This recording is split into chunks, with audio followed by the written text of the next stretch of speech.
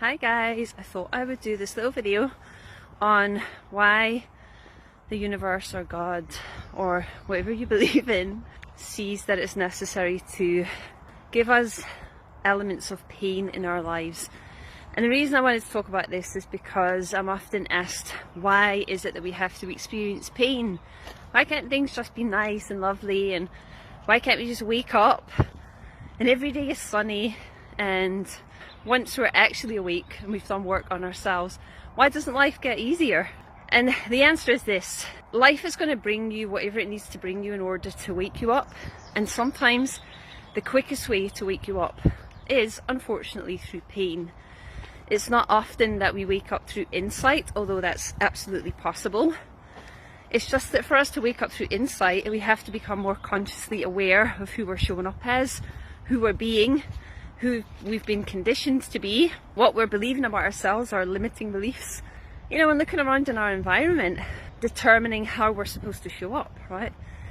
If we just follow the narrative that we've been given via our families and the country we grew up in, or the city we grew up in, by the school that we were taught in, by our peers, you know, if we take on that narrative and we don't question it, and we don't find out who we truly are underneath all of that stuff, all of that conditioning, then we can't really learn through insight, because we actually don't even know who we are. We've got no idea who we really truly are underneath.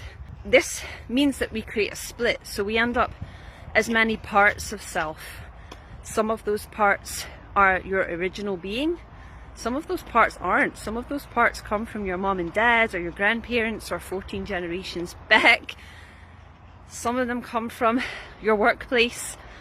Some of them come down to who you believe to be in regards to gender, who you believe yourself to be as a sexual being. All of these things, right, have an effect. So basically, in order to learn through insight, it's possible, but it's not the quickest path, mainly because you don't know who you are. You need to find that out. You know, your soul is speaking to you all the time. It's navigating, sending you a signal, it's sending you a direction. Your future potential is always calling to you. It's calling you forward. But you can't hear that because of your conditioning.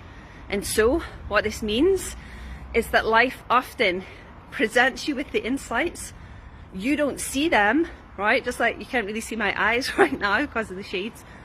You don't see it because your filter is layered with all of this conditioning.